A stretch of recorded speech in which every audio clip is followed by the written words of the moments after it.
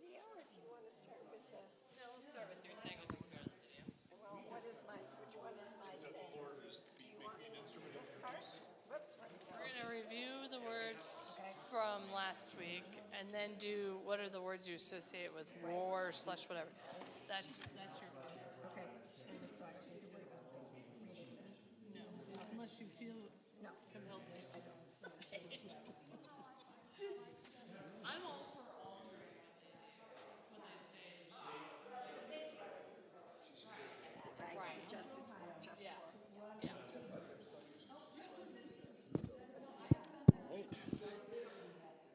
Hello, folks. Philip, are we live streaming? I see thumbs up, so good. All right. I just want to make sure that we're on and ready to go before we actually get going and then just cut off part of our conversation.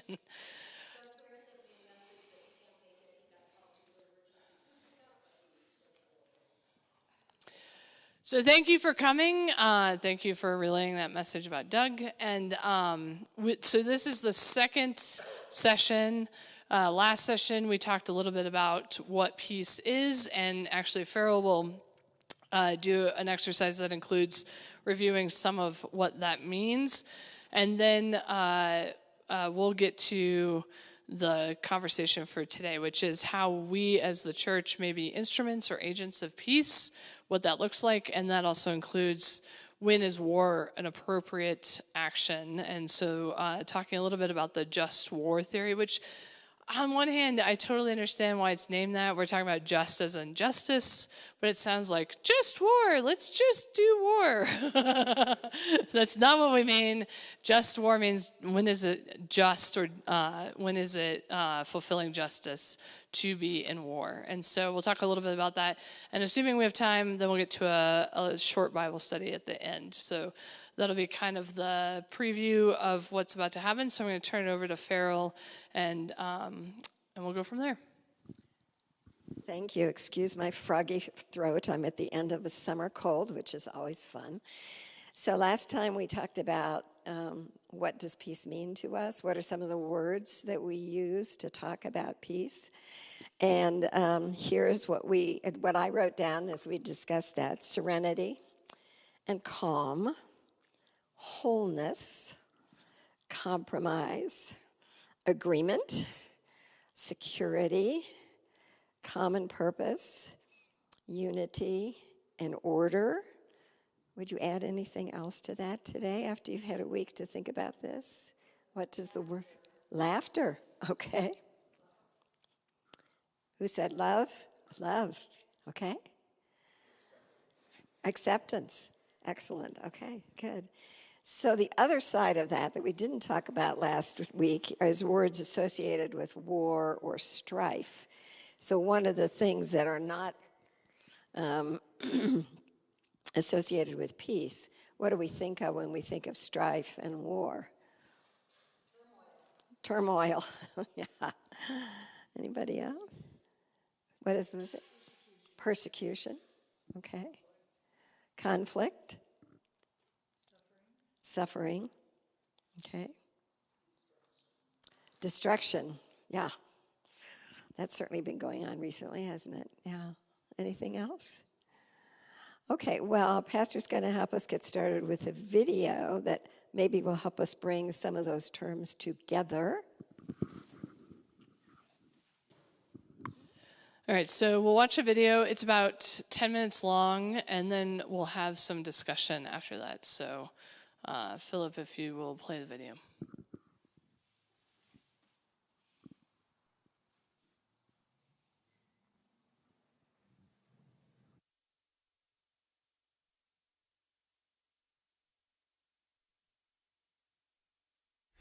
Welcome to this third study session. I am Ryan Cumming, Program Director of Hunger Education with ELCA World Hunger, and a theological ethicist. As a theological ethicist, my job is to think through thorny moral dilemmas that often don't have simple answers. Going to school in the years after 9/11, the main moral dilemma that shaped my early work was how governments ought to respond to terrorism. But on a broader level, the real question was, how can we build peace in a world marked by conflict, militarism, racism, ethnocentrism, and violence in its many forms? As Program Director of Hunger Education with ELCA World Hunger, this question is still key. Conflict and violence are contributing to an increase in global hunger. Ending this trend means working together for peace and justice. And at times, it means entering into the mournful but necessary responsibilities that we have as citizens and nations this side of God's full reign. Biblically and theologically, the statement for peace in God's world affirms that the church is called to be the community united together by the promise of God. As we are brought together by the work of the Holy Spirit and our faith in God, the common life of the church crosses boundaries of race, nationality, class, gender, political affiliation, and more. But how does this community relate to the world as we wait for the fullness of God's reign? Some Christians believe that the church exists separate from the world, so we should withdraw from it as much as possible.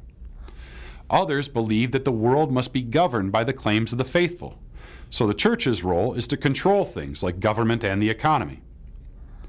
Lutherans believe the church is called to travel a middle road between these two extremes, neither trying to control the world nor withdrawing from it. Instead, the social statement teaches that the church plays a special role in the world in two specific ways. First, the church serves as a witness to the coming reign of God. The social statement describes this as living the oneness we have received. Recognizing diversity, the church is an exemplar of the ways God has reconciled us to one another. The church fulfills its calling by being a community of reconciliation, hospitality, and justice. And as its members engage one another in love, the church is also a community of moral deliberation, where people gather to discern together. So the church itself is called to be a witness to the peace and unity that God makes possible even now. Second, we believe that the church is called to be a faithful presence in the world. In the social statements of the ELCA, being a faithful presence in the world means being a disturbing, reconciling, serving, and deliberating presence. The church is called to hold power accountable, to work for justice, to strive for peace and reconciliation. The church is called to speak the truth and denounce injustice, discrimination, and the many sins that divide us from one another and from all of creation. The church's identity in the world is found in this calling, which makes it really difficult to separate what the church is from what it does. The church's calling is to create the conditions that make peace possible by fostering peace among our own members, educating ourselves to be faithful, active citizens, by bearing witness to human dignity and the dignity of all creation, by denouncing a false peace without justice, accompanying our neighbors facing violence, injustice, or oppression, and by working together with others for just, peaceful resolutions to conflict. It also means that the church is called to accompany and support and love both those who serve in the military and those who in conscience abstain from military service. As a disturbing and discerning presence in the world, the church is called to participate in public discourse about war and peace. Public discourse is messy. It means listening to those who favor huge military budgets and those who reject them. Sometimes it means denouncing unjust violence or advocating for peaceful solutions. More often, this means engaging our neighbors and our leaders in dialogue about just approaches to disagreement and conflict. One way the church has done this in thinking about whether to go to war or not is through something called just war theory. As For Peace in God's World explains, just war theory is a set of principles or criteria that provide a moral framework for deliberating about war. More simply, just war theory gives us a common ground for discussions about the morality of war.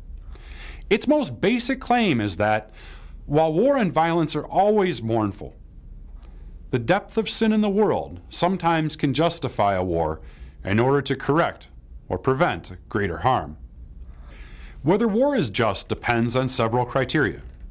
For a war to be just, it must be declared by a legitimate authority with responsibility for the common good. based on a just cause, waged with right intention, and proportionate to the goal sought by the war. There also must be a reasonable chance of success, and it must be begun as a last resort. In addition, the destruction caused by the war must be proportionate to the good that will be gained, and reasonable protections must be made to prevent harm to non-combatants. The ELCA's social statement names just one cause for war: protecting the innocent. In the tradition, there are several causes that are considered potentially just. Punishment for wrongdoing is perhaps the oldest, tracing its roots to at least the 4th century. When a government or militia acts unjustly, other authorities can legitimately punish their behavior. Restraint of evildoers who threaten order and peace is another just cause for war, when done to prevent further harm. Self-defense from aggression is another common just cause, as is recovering property that has been unlawfully taken, such as in the case of recovering territory that was taken by invasion. Traditionally, in order to declare war, an authority had to be the one who was wronged. In more recent years, though, humanitarian intervention, that is, the protection of people from their own unjust government, has been lifted up. It first emerged around the 1600s and became a more important question in the 20th century, with the growing awareness of genocide and the responsibility the international community may have to protect victims. In the early 21st century, the 2003 war in Iraq raised the question: can war be declared to prevent potential wrongdoing in the future? In general, the tradition insists that an injury must have been received already, or that a threat is clear, imminent, and significant. Preventive war is almost always unjust in this thinking. Now to right intention. Even if there is a just cause for war, the intention must be to correct a wrong or to protect innocent people. So the intention is limited to restoring peace and justice and can't go further. This means that a war cannot be waged to acquire new territory or to ultimately destroy an enemy out of vengeance or fear. As people of faith, Christians are also called to remind leaders and citizens that the fullness of the reign of God will never be brought about by human action. Intending by war to establish the reign of God, such as in holy war, or to bring about an ultimate peace, as in total war, is always unjust. Just war theory is not the only Christian witness in regard to war, though. The Lutheran tradition has a robust and rich heritage of both pacifism and peacemaking. Martin Luther himself was rather conservative when it came to war.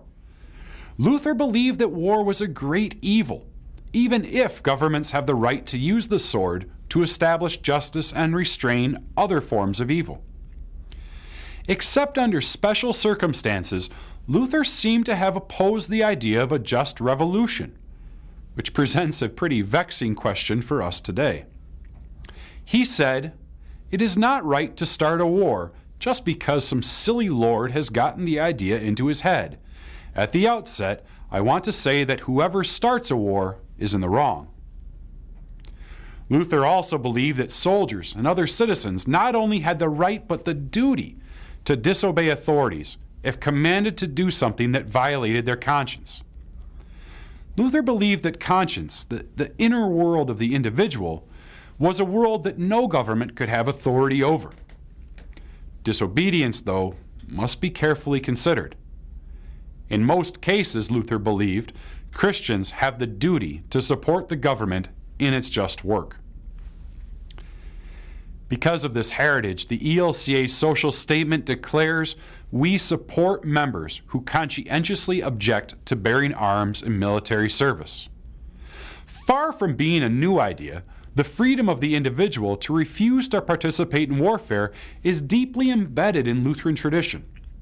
The predecessor churches of the ELCA each affirmed the freedom of members to conscientiously object to bearing arms in war. This was true both of war in general and specific wars that may be considered unjust.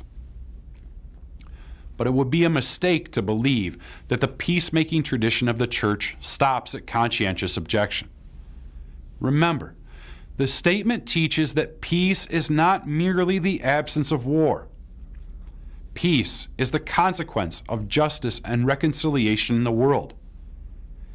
As Lutherans, perhaps our greatest heritage of peacemaking is the work that generations have done to accompany our neighbors in need and to strive for justice and equity. This witness, to which the church is called, forms the foundation of the peacemaking tradition of Lutheranism. Working together for peace means more than avoiding war. It means walking together with our neighbors, working to build unity across the social lines that divide us, holding people in power accountable for protecting the common good, and living in community with one another and with all of creation. And when the times demand it, it means entering in to the often messy and sometimes mournful work that justice demands, confident that even in a sinful world, God is at work.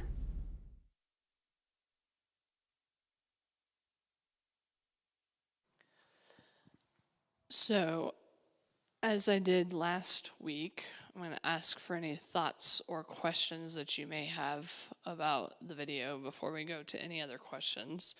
And if you do respond, I'm going to hand you a mic because the folks online, no matter how loudly you speak, will not be able to hear you.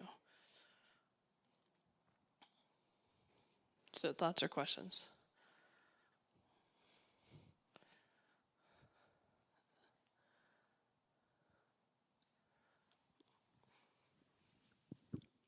I do not see the present Iraq war as being a just war. Iran. They're only one letter apart.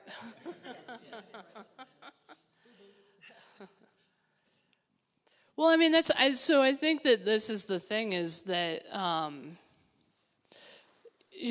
we talked last week about how justice is not just the absence of conflict, but rather, and he said this in the video, it is the consequence of justice and reconciliation. And also, if you're working for those things, then you assume, as just war theory says, that war would be the last resort, that you're working to try other methods of ensuring that there are justice. It also strikes me that we would not be in conflict with one another if there was justice present, like if people's needs were met. Even individually, I think about this too. It's like, when are we in conflict with each other? It's often when someone's needs are not met and that there is some conflict to try and meet those needs. So, usually we don't get to fist fights as adults, although I've seen a few. I said usually, I didn't say always. But take that to a larger scale, and then you've got militaries who are fighting it out. And if you're working for that, then if it's a last resort, great. But I tend to agree with you. I think it's not a last resort, but maybe someone has a different view. I found it interesting, and they were talking about just cause and all the different reasons. Like, I agree, I don't think, according to what they said, the Iran war is justified. But he also said that Christians should support their government. So that's an interesting quandary. So there's a difference, though, between blanket support and also supporting the effort when we see that what is being done is working for good. Also the rest of the video said that we as a church have the duty, not just the right, but the duty to call out people who are practicing injustice, which includes the government. But I think during this war especially, I shouldn't say praying, but a lot of the Christians are saying, yes, we should be supporting this war, which tends to be the more far-right people seem to be in agreement that this is a just war. So I think they're kind of hoping that that's going to continue, those in power, let's say it that way. Well, and I think this is also where we get into, it's a fine line too, because I think protecting the innocent, I think a lot of it comes down to who do we think are the innocent in that region and who are we protecting? We'll go here, we'll go here.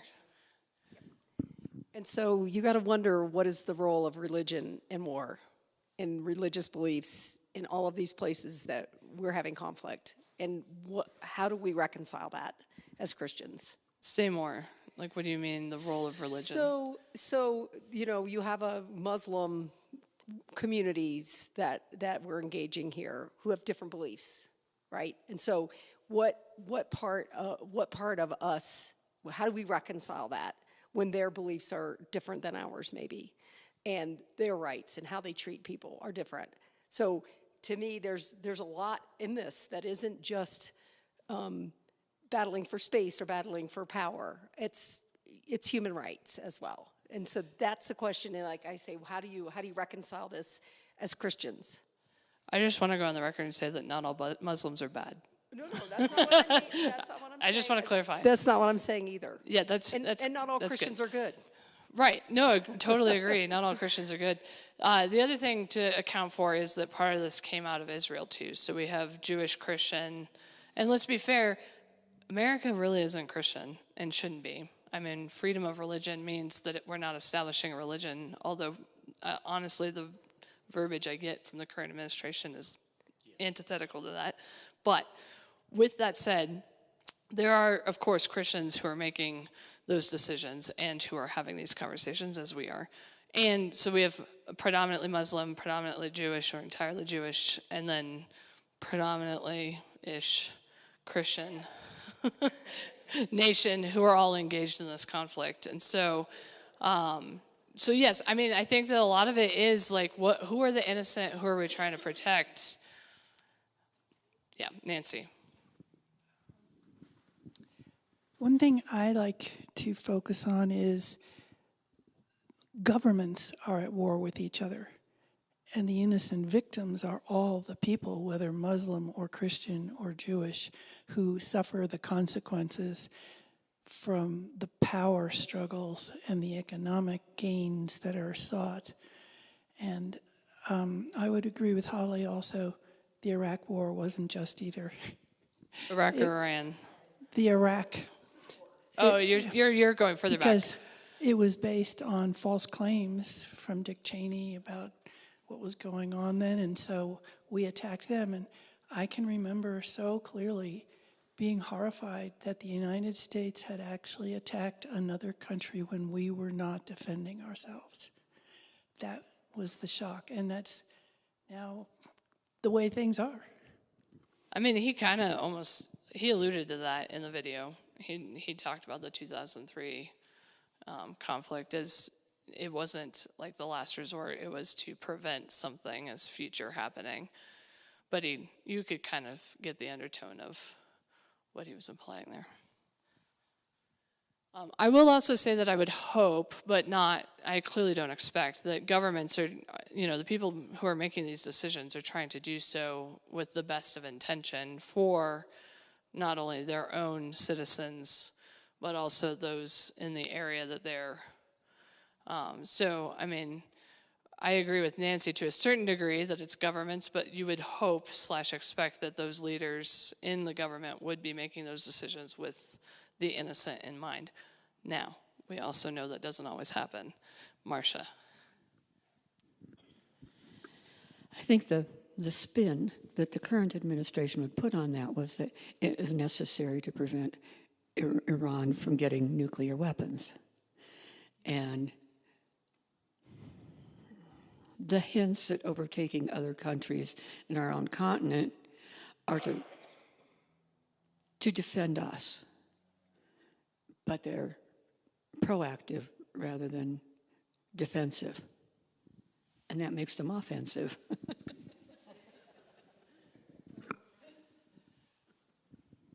Thank you. Yeah, it's working. I think 2,000 years ago, we got the answer for this when Peter cut off the Roman's ear, Jesus said, Peter, put your sword away. And we haven't really progressed since then. If we'd all taken Jesus' advice, if we were all pacifists, there would be no war. But we never seem to be able to learn that lesson. As you know, I grew up in Australia, and I've done a total turnaround. When I was a kid growing up, people of my parents' generation, everybody else said, my country, right or wrong. Well, really? The British Empire? So then Pearl Harbor comes along. Well, that's a just war. None of these wars since have been. Pearl Harbor was just. Yeah, I bought into that for a while too. But if you look closely, you'll see that it's not that simple.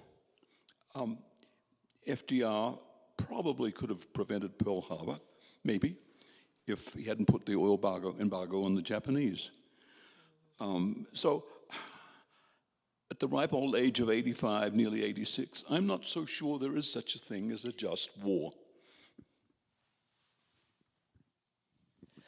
I mean, I think that highlighting how complex everything is the key to a lot of this for us because, I mean, we all do the best that we can with the information that we have, and sometimes that information is just not enough, and sometimes we also don't understand how one decision, one action might lead to another action later that we didn't see coming.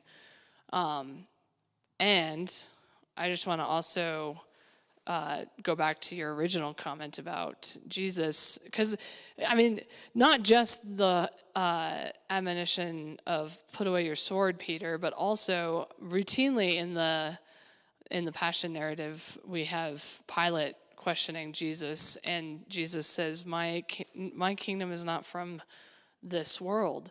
And the implication of that is my kingdom, my followers will not participate in the ways of the world, which includes the soldiers who are coming with swords to come and apprehend him, or to harm people, put fear in them.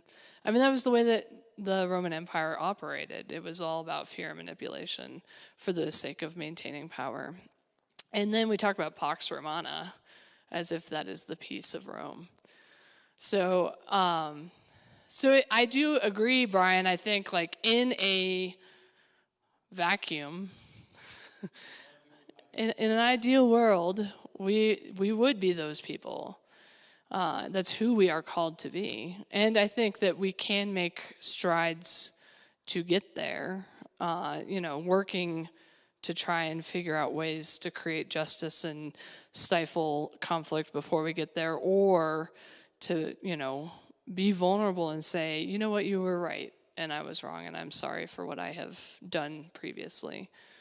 But, sometimes there does come a point where we have to do something. I mean, I just think about the rest of World War II and Hitler. I mean, if we do nothing, then what? So, I mean, I would say that while there might have been certain actions taken in World War II that may have been unjust, overall, I would say that World War II was a just war. There was a very identifiable reason. It was to protect innocent people. In some ways, it was also, I mean, so Chris very helpfully put some slides together with the criteria up there.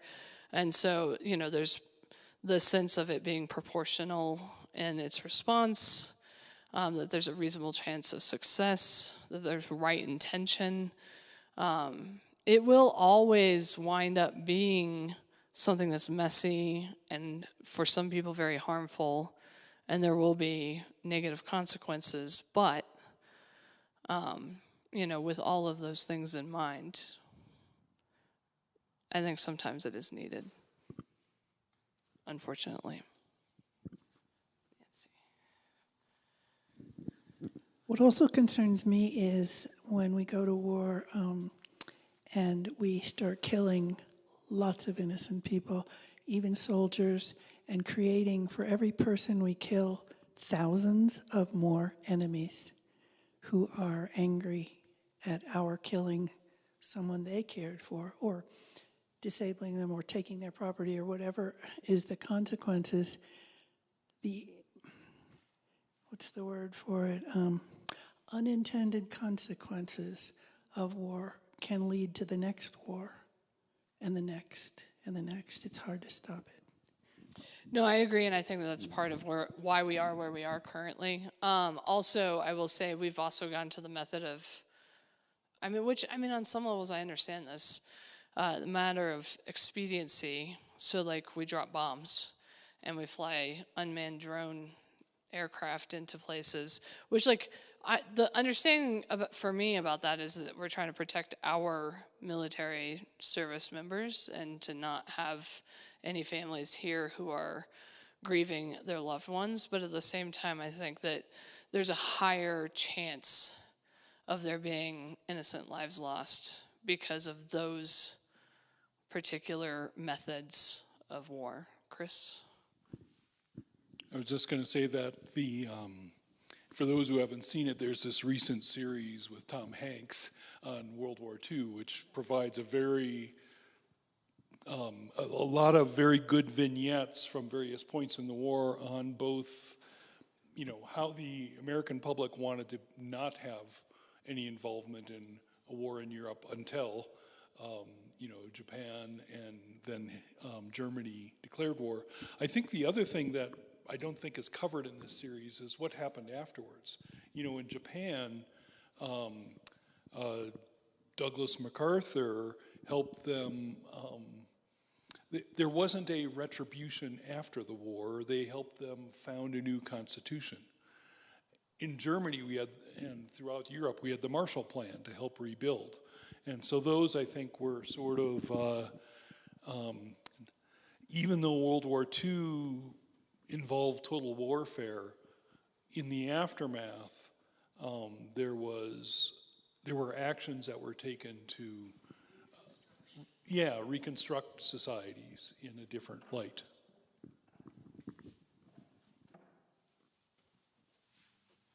I think it's interesting to think about. If you think about the Old Testament, though, God pretty much sanctioned war many, many times. He was telling the Israelites to attack the Philistines. The Israelites were told to kick out the people in the land of milk and honey, which I'm assuming means war. So I think a lot of people today say that's reason enough because God sanctions it. So that's a lot of Israel as a state, a nation, Israel's current philosophical thing, especially with the Palestinians. I would actually argue, to a certain degree, yes, there is a lot of warfare in the Hebrew Scriptures, and God also just says, I'm giving you the land of milk and honey, but doesn't necessarily immediately say, kick these people out. But also, just a reminder, and I think that this gets lost a lot of times in sort of our own theology, especially Christian theology.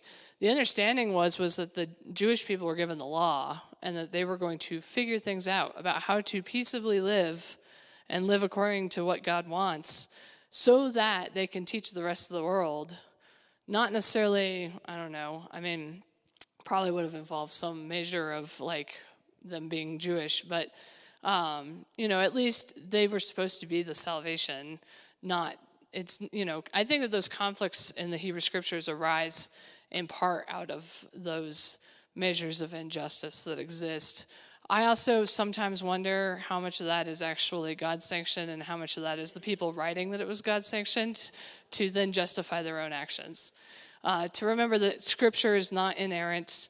It's written from the point of people, but inspired by God. And so, we do have to deal with it because it's there and address it. But I do sometimes wonder, how much of this is actually God and how much of this is the people. So anyway, yes, I agree with all of that, and we do have to address that at some level. Any other thoughts?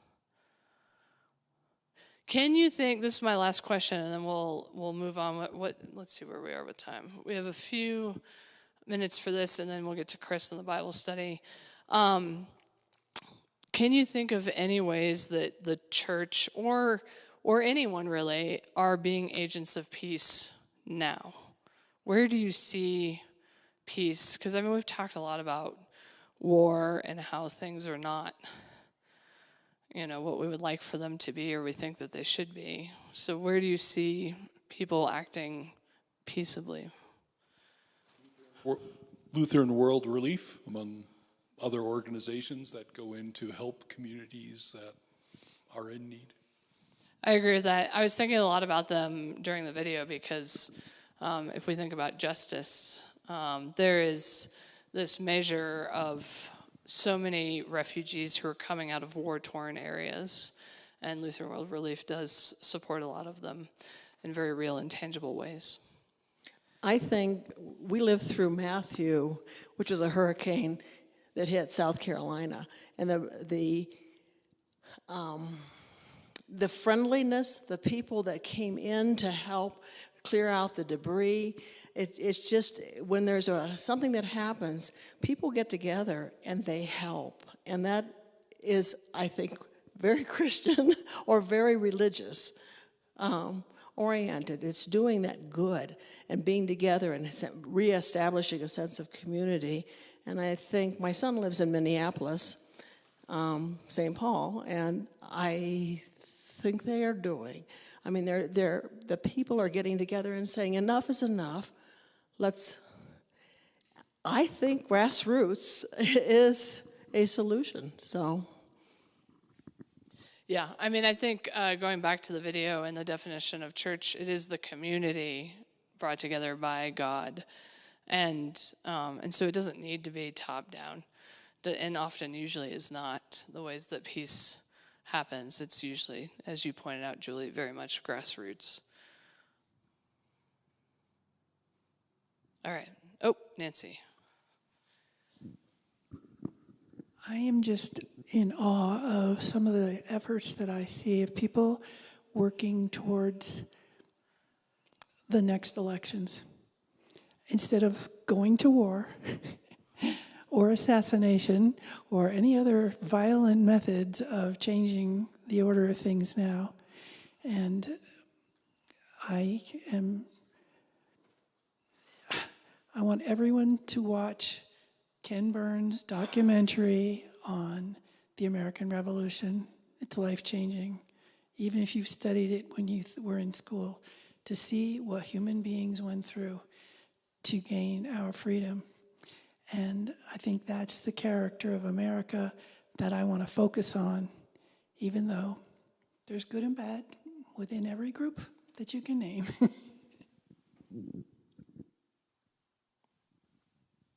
All right, I'll turn it over to Chris. So, Philip, if you go back to the QR codes, we're going to do a Bible study, very, very brief. I do have actually a couple of pages. I have 5 copies if you don't want to use your phone. But the one on the QR code on the right will give you the discussion guide. We're in session 3, or you could take one of my 5 hard copies. And Chris will read a text and then ask some questions.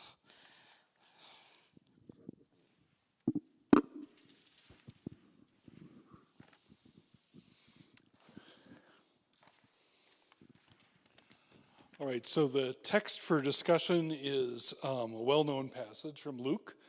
And, the background of this is sort of 2 communities in the territory that we would now regard as Israel that were not friendly with each other, let's say.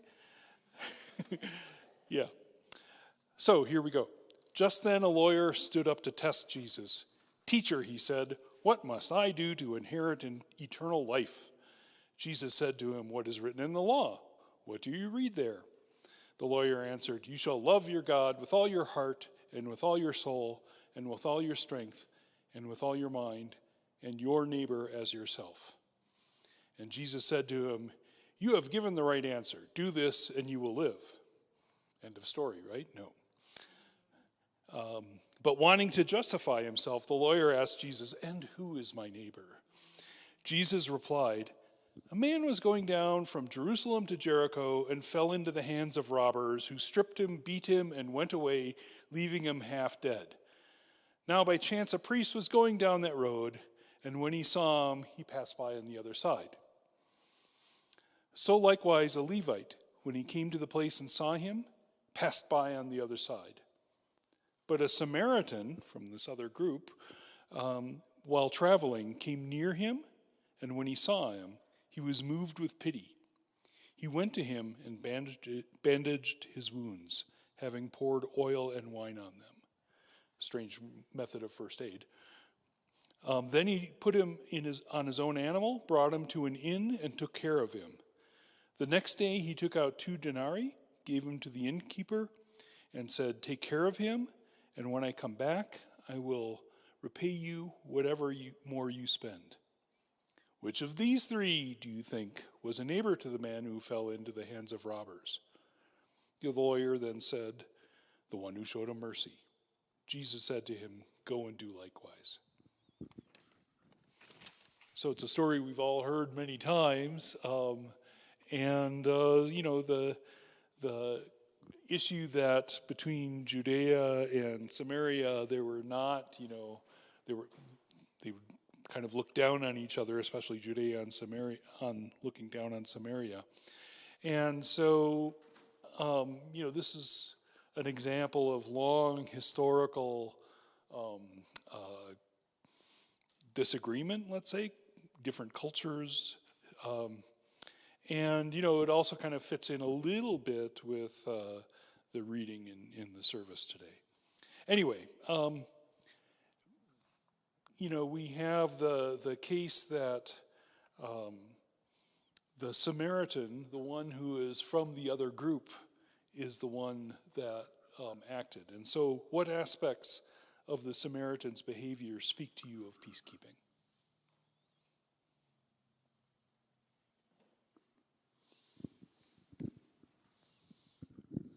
His loving, healing heart is what speaks to me. And the Bible is so full of wonderful, wonderful stories. And most of them are stories that are there to help guide us not to be dissected word by word.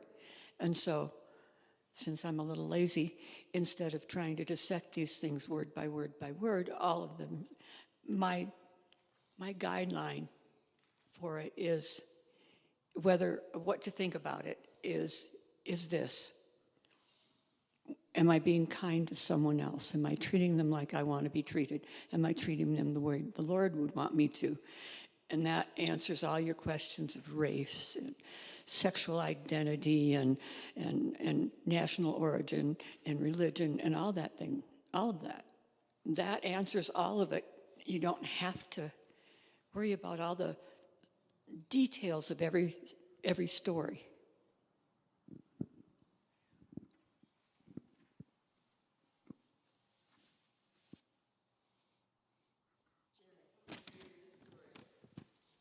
I'm struck by the fact that Jesus doesn't answer the question. He makes it clear it was the wrong question.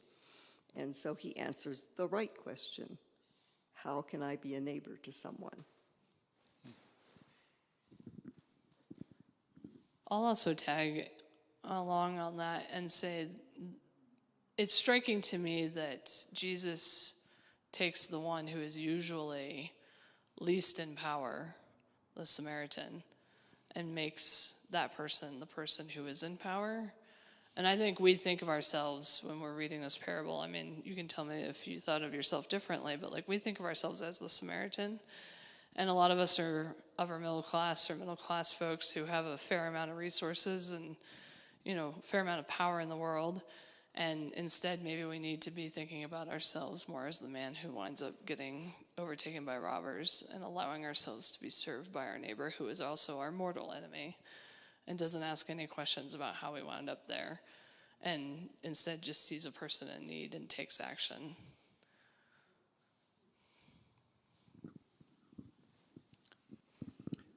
That reminds me of the Germans who were the ones who hid the Jews and managed to get them out of the country without the other Germans killing them. But that's an example of, in every group of people, there are good and bad. And so they were the Good Samaritans to the Jews.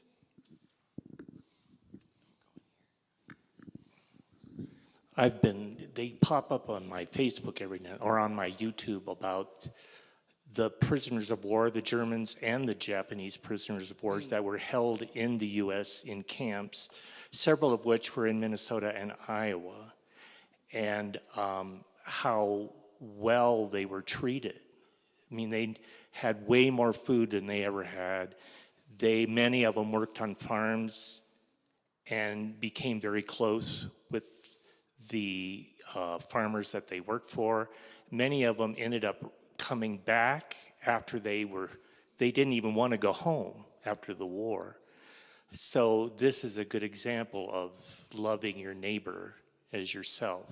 And they were just astounded at how well they were treated.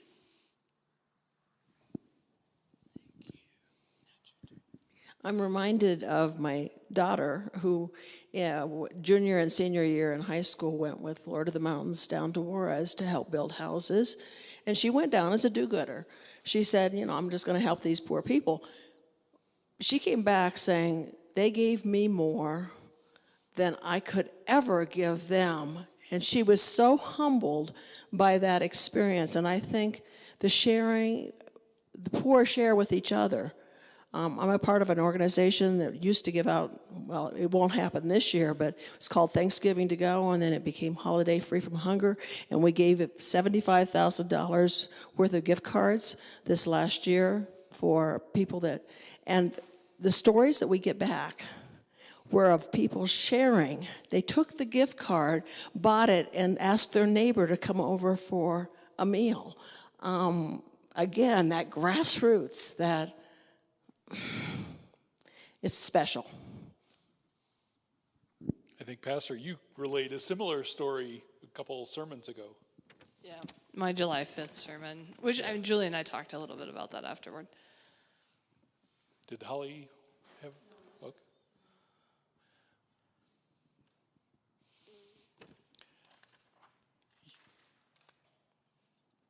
Well, so one of the questions here is, what people least expected by religious and social authorities today do you believe the church is called to treat as neighbors?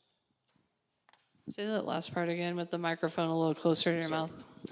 What people least expected by religious and social authorities today do you believe the church is called to treat as neighbors?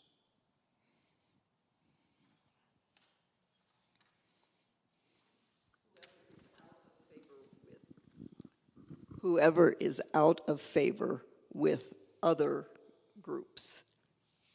And that's a lot of folks.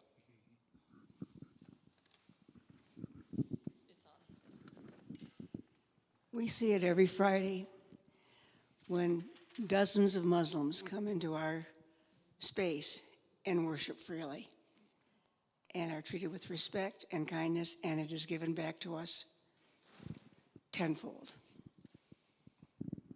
They're such lovely guys. I love them.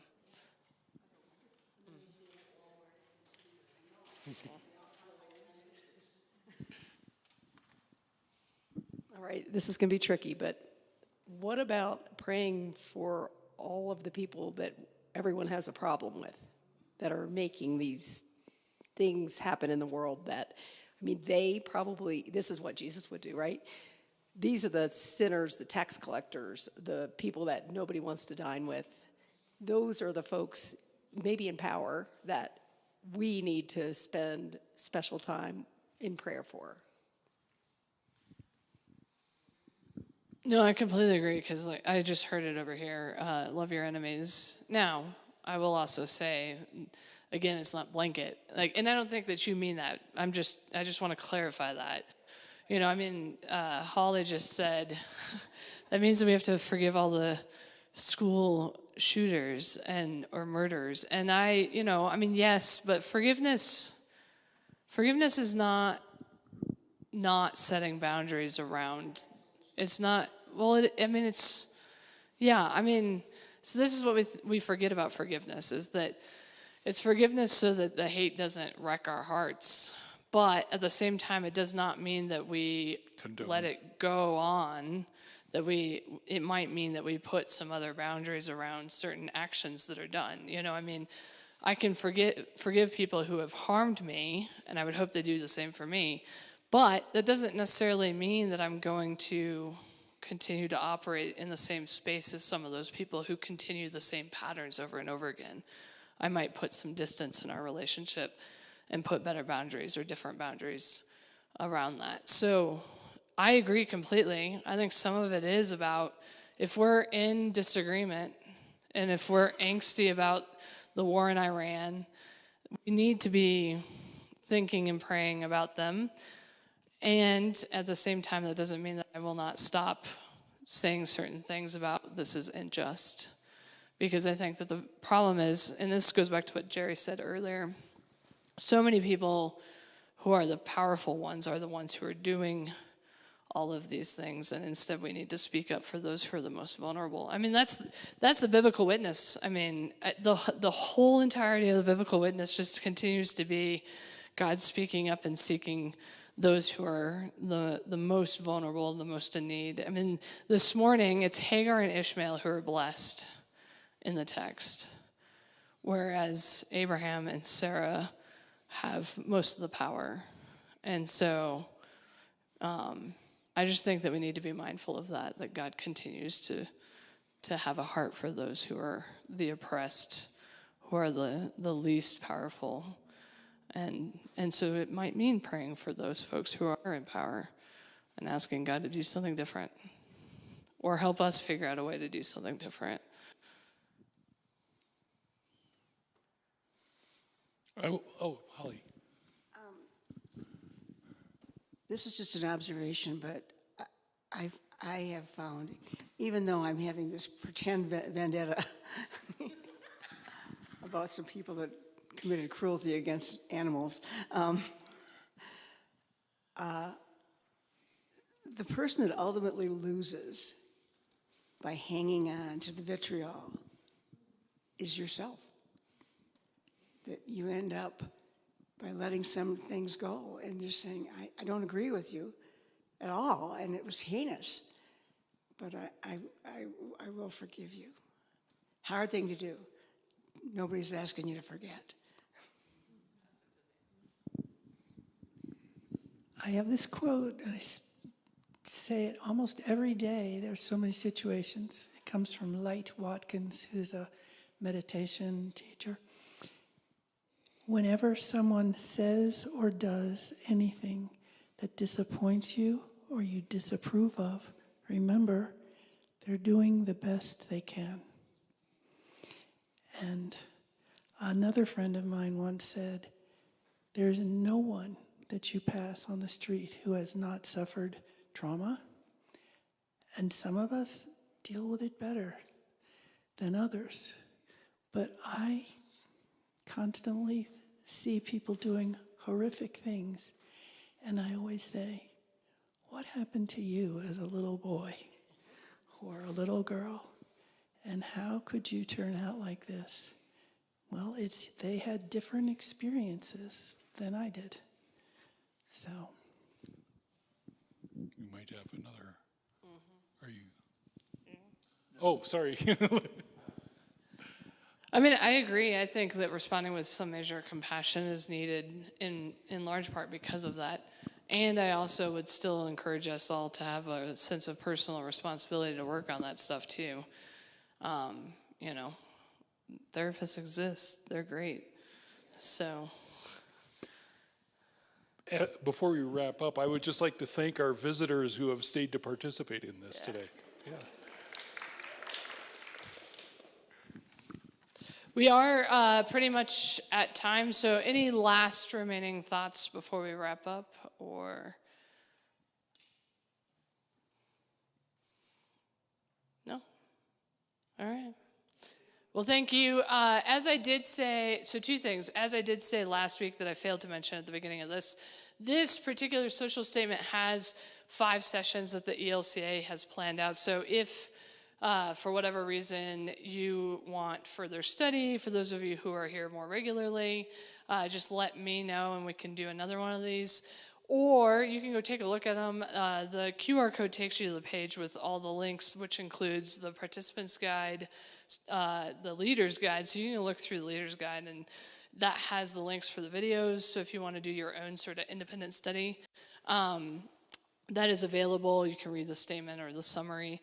Also, on a tangentially related note, I do want to mention for those of you who are here in the county in August, there is a small group of us planning a peace vigil, a vigil for peace, that will be on August 18th at 6 p.m. at the community center, the senior center over in Frisco. And so you'll hear more about that in the days ahead, but if you're interested in peace and having a sort of venue for that in the form of a vigil, I invite you to that as well. It's a Tuesday, that's why we're doing it at 6 p.m., so it's in the evening, so those folks who are working can hopefully make it. It'll be less than an hour or an hour, but we'll be done by 7, so thank you. Thank you all for participating and for the conversation.